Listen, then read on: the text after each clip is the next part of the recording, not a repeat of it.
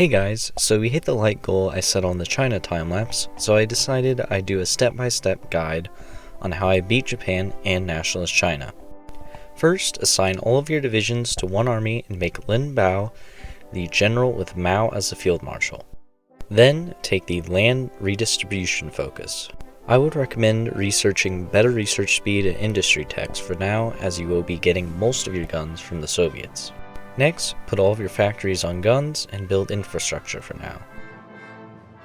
Make sure to avoid resource deficits by trading. Now you should train 16 Zhuan divisions with the highest equipment priority once. Deploy each division as soon as you can. Now you can start the game. You should now take the Yan'an base area focus next. Once you deploy all 16 of the divisions, you should assign all of them to the 1st Army and set up a front line against Shaanxi.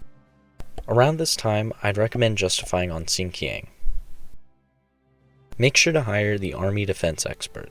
Next, take focus on China, and then take exploit the weak neighbors. I would also recommend hiring the Infantry Expert.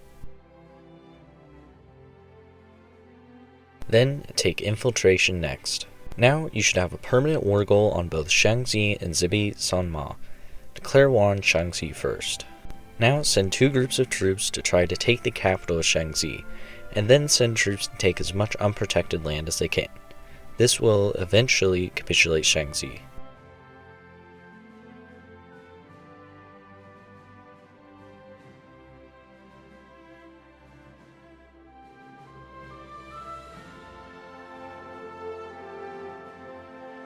In the peace deal, you should full annex Shaanxi. Now put your troops on the border with Zibi Sanma and declare war on them once your troops are in place. Now select your troops where Zibi has none and use them to snake to their victory points and do encirclements. Also, make sure to activate an offensive while doing this so their troops are held in place.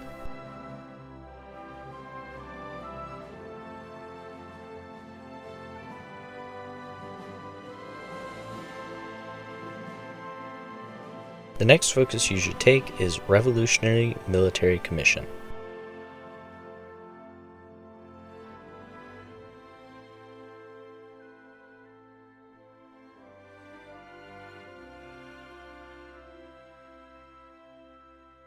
Full annex Zibi Sanma and the peace deal. If you finish these 2 wars quickly enough, you should be able to do the same strategy against Xinjiang, but if Japan is already attacking China, you won't be able to invade them. By this point, you should have enough political power to switch over to war economy.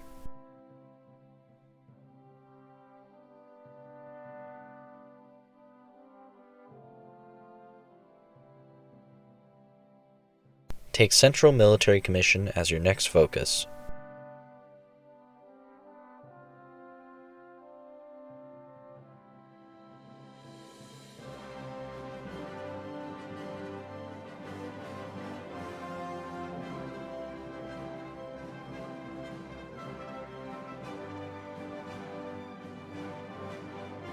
Full annex Xinjiang and the peace deal.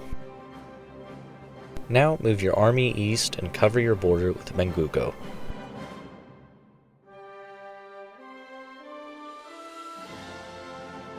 After this focus completes, you should get the option to either kill or ally with China's leader. Ally him. Then take People's Liberation Army next. I'd also recommend connecting the supply hub in Shaanxi with your capital. Hire the military theorists and go down the right path of the mass assault doctrine. When your next focus finishes, Japan should declare war on China. Join this war and bypass the focuses you can. Also, start training up as many divisions as you can. Keep good relations with the Soviets because you'll eventually be able to get infantry equipment from them. Then take the mobile warfare focus. If Mongolia sends you a lend-lease of guns, you should accept it. You may lose some provinces to Japan, but you should be able to hold the line after a while. Also, make sure to put the divisions you're training on lowest equipment priority for now. Take the 100 regiments campaign next. For your industry, build infrastructure, then civilian factories in each state for now. Then do literacy programs next. You should also hire the Army logistics expert. Then do these 3 focuses: the 3 rules, ban the opium trade, and abolish the land rent. Hire the Army or grouping expert as well. If the Japanese make it to your eastern border, use the divisions that have finished training to set up a defensive line. I would recommend making a small front line once Japanese troops make it to this line. Next, take the agrarian socialism path until you get to the one right before proclaiming the People's Republic.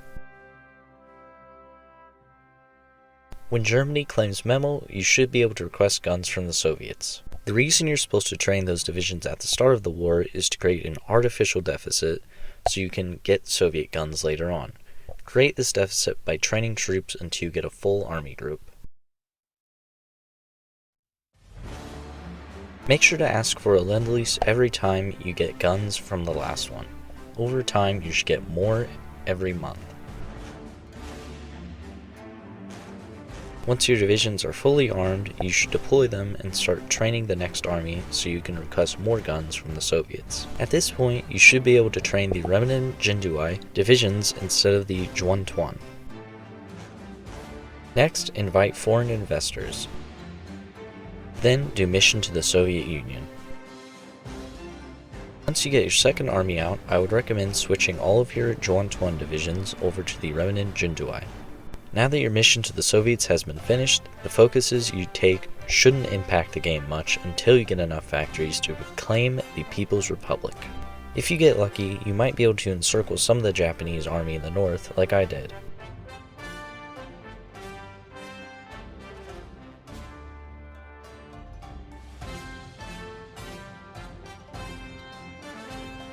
Sadly, I wasn't ever able to take out the divisions in this pocket, but hey, maybe you will. May be a good idea to improve relations with Mongolia because you may be able to get some pretty good lend-leases from them. Once you get a full army group deployed, redraw the entire front line as one field marshal order. You may also want to train more divisions to continue getting guns from the Soviets. However, don't deploy these divisions. Just use them to stockpile some guns and then cancel their training. Around February 1941, you should be able to start encircling some Japanese divisions in southern China.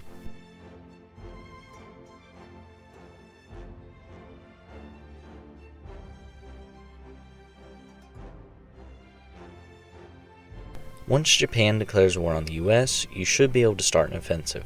Make sure to do the 100 Regiments campaign to give you a boost in this attack.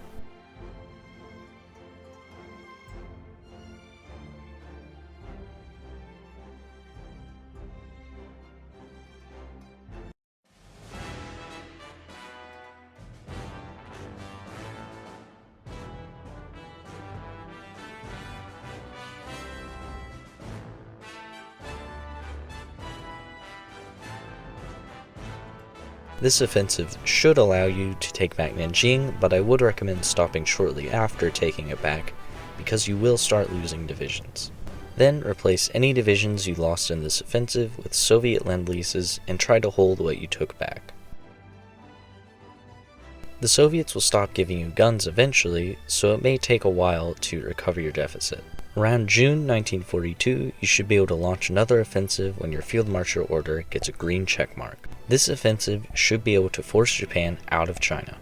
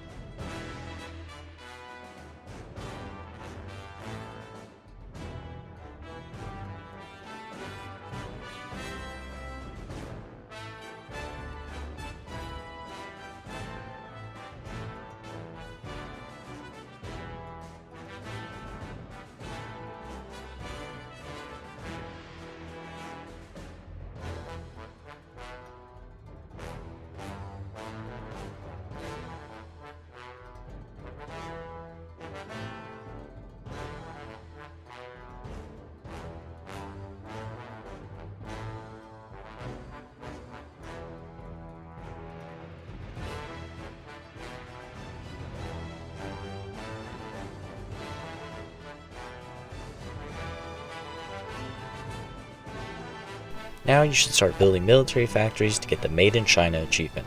Be aware that it doesn't count the military factories in occupied territories, so you probably won't get the achievement until the Japanese capitulate.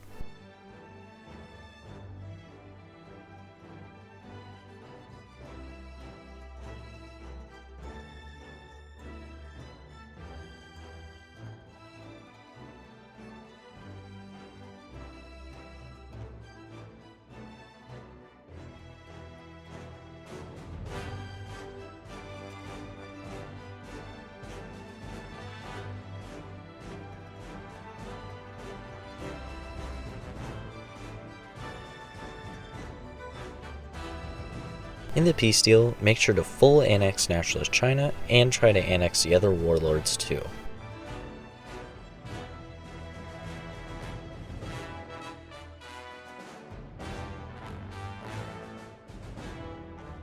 After winning the Civil War, you should give the Allied powers military access so they can easily naval invade Japan. Now just wait and defend your coasts while building military factories. When the Allies capitulate Japan, you should get the overwhelming majority of the war score in the peace deal. Use this to take all of Japan's land in mainland East Asia. You could try to be greedy and set up a puppet government, but you need the Chinese cores more.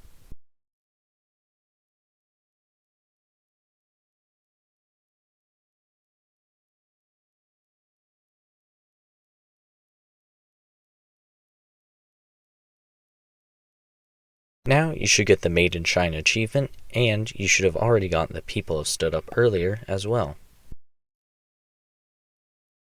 Hope this tutorial helped, and if it did, why not subscribe?